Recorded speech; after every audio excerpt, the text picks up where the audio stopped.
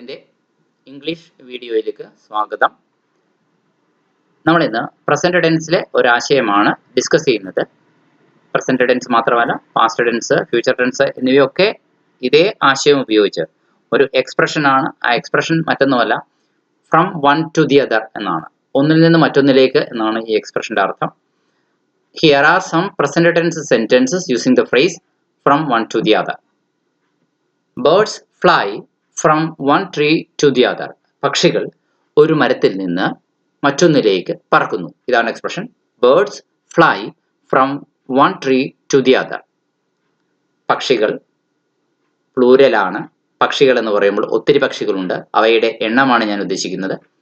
So plural subject വരുമ്പോൾ അതിനുശേഷം പറക്കുന്നു എന്ന വെർബ്, ഫ്ലൈ എന്ന വെർബ് ഇവിടെ ഉപയോഗിച്ചിരിക്കുന്നു.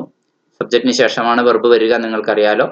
സോ ഫ്ലൈ എന്ന വെർബ് തീർച്ചയായിട്ടും എസ് ഇല്ലാത്ത ഫോമിലാണ് ഉപയോഗിക്കേണ്ടത്. ഫ്ലൈ എന്ന വെർബിന് അപ്പോൾ എസ് ഉള്ള ഫോം ഉണ്ടോ? തീർച്ചയായും ഉണ്ട്. ഫ്ലൈസ് എന്നാണ് അർത്ഥം, പറക്കുന്നു എന്ന അർത്ഥത്തില്. ഓക്കെ, പക്ഷേ പക്ഷികൾ പ്ലൂറൽ സബ്ജക്റ്റ് വരുമ്പോൾ എപ്പോഴും വെർബ് എസ് ഇല്ലാത്ത ഫോമിലാണ് ഉപയോഗിക്കേണ്ടത്. ഓക്കെ, ഇനി അതേസമയം ഒരു പക്ഷി പറക്കുന്നു എന്നാണ് സിംഗുലർ സബ്ജക്റ്റായി പറയുകയാണെങ്കിലോ, ആ പക്ഷി ഒരു കൊമ്പിൽ നിന്നും ഒരു മരക്കൊമ്പിൽ നിന്ന് അല്ലെങ്കിൽ ഒരു മരത്തിൽ നിന്നും മറ്റൊന്നിലേക്ക് പറക്കുന്നു. എങ്ങനെ പറയും? ആ പക്ഷി, the bird flies from one tree to the other. ആ പക്ഷി എന്ന് ഉദ്ദേശിച്ചത് എനിക്കും നിങ്ങൾക്കും നേരിട്ടറിയാവുന്ന ഒരു പക്ഷി. അതായത് നമ്മൾ ഇത്ര നേരം ഒരു പക്ഷിയെ കുറിച്ച് പറഞ്ഞുകൊണ്ടിരിക്കുകയായിരുന്നു. ആ പക്ഷി ഇതാ ഇപ്പോൾ ഒരു മരത്തിൽ നിന്ന് മറ്റൊന്നിലേക്ക് പറക്കുന്നു. The bird flies from one tree to the other എന്ന് ഞാൻ മറ്റേ ആളോട് പറയാൻ. ഇത്ര നേരം നമ്മൾ നോക്കിയ ആ പക്ഷി ഉണ്ടല്ലോ, അത് എന്നർത്ഥത്തിൽ. ഇനി അപ്പോൾ ഇവിടെ എന്താണ് വ്യത്യാസം വന്നത്? സിംഗുലർ സബ്ജക്റ്റ് ദ ബേർഡ് എന്ന് വന്നപ്പോൾ ഫ്ലൈസ് എന്ന് പറഞ്ഞിരിക്കുന്നു. എസ് ഫോം ആണ്. ഫ്ലൈ എന്നത് എസ് ഫോമിലേക്ക് മാറിയതാണ് ആ സാഹചര്യം. മറ്റൊരു എക്സാമ്പിൾ നമ്മൾ നോക്കുവാണ്. എക്സാമ്പിൾ എങ്ങനെയാണ്?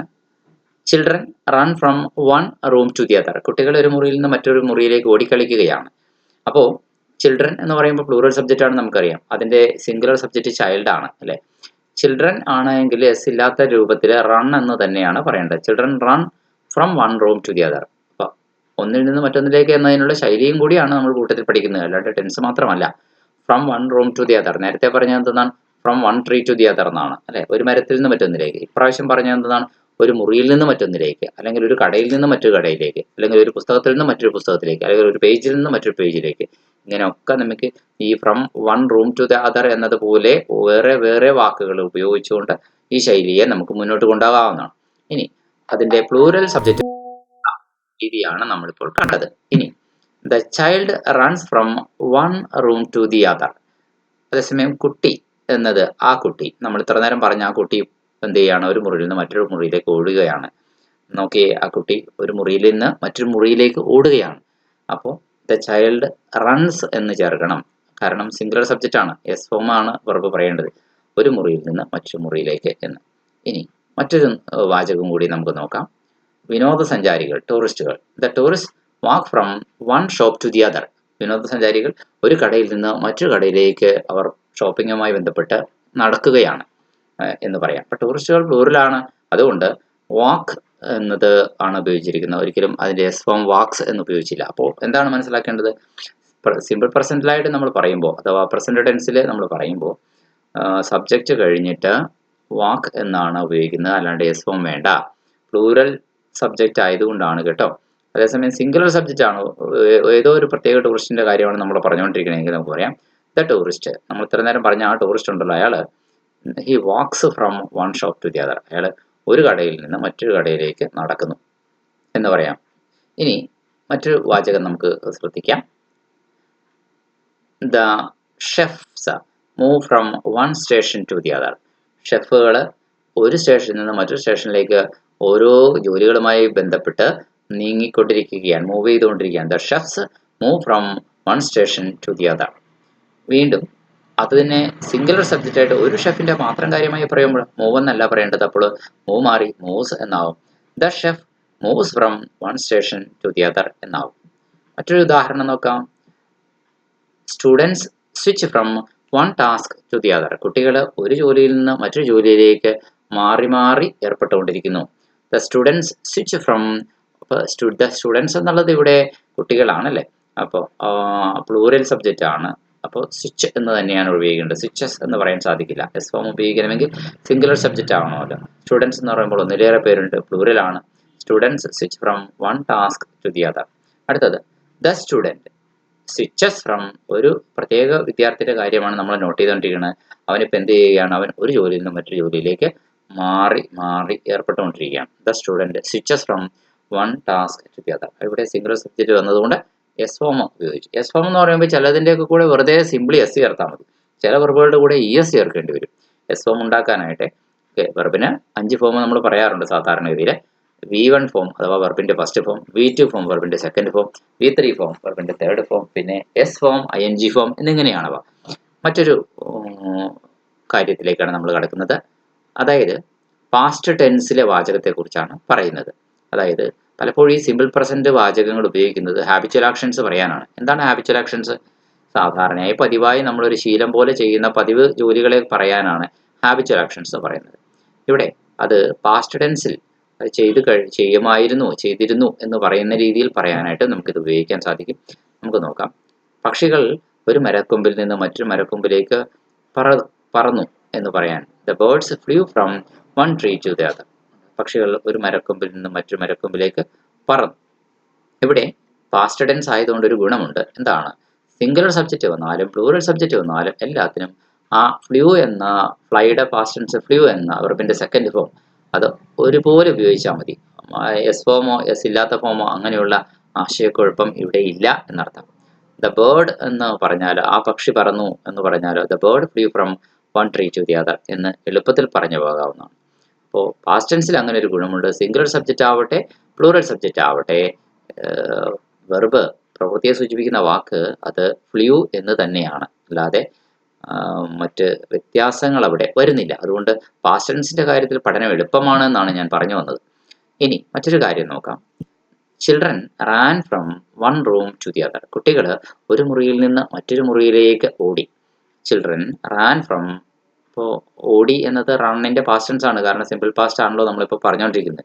കുട്ടികൾ പ്ലൂറൽ സബ്ജക്റ്റ് ആയതുകൊണ്ട് ഓടി എന്ന അർത്ഥത്തിൽ റാൻ ആണ് നമ്മൾ ഉപയോഗിക്കുന്നത്. സിംഗുലർ സബ്ജക്റ്റ് ആയാലും ഒരു മാറ്റവും വരുന്നില്ല. ദ ചൈൽഡ് എന്ന് പറഞ്ഞാൽ കുട്ടി, ആ കുട്ടി ഒരു മുറിയിൽ നിന്ന് മറ്റൊരു മുറിയിലേക്ക് ഓടി. The child ran from one room to the other എന്നാണ് പറയുക. പാസ്റ്റ് ടെൻസ് ആകുമ്പോൾ തീർച്ചയായിട്ടും ആ വെർബിന്റെ പാസ്റ്റ് ഫോം ഉപയോഗിക്കണമെന്നേ ഉള്ളൂ. സിംഗുലർ ആവട്ടെ പ്ലൂറൽ ആവട്ടെ, സബ്ജക്റ്റിന്റെ ആ നമ്പർ ചേഞ്ച് അഥവാ സിംഗുലർ പ്ലൂരാലിറ്റി, ആ വ്യത്യാസം നമ്മുടെ വെർബിന്റെ പ്രയോഗത്തെ ബാധിക്കുന്നില്ലെന്നാണ് ഞാൻ പറഞ്ഞു വന്നത്. ഇനി വീണ്ടും നമുക്ക് മറ്റൊരു ഉദാഹരണം കൂടെ നോക്കാമേ. The tourist walked from one shop to the other. വിനോദസഞ്ചാരികൾ ഒരു കടയിൽ നിന്ന് മറ്റൊരു കടയിലേക്ക് നടന്നു എന്നാണ് ഇവിടെ എഴുതിയിരിക്കുന്നത്.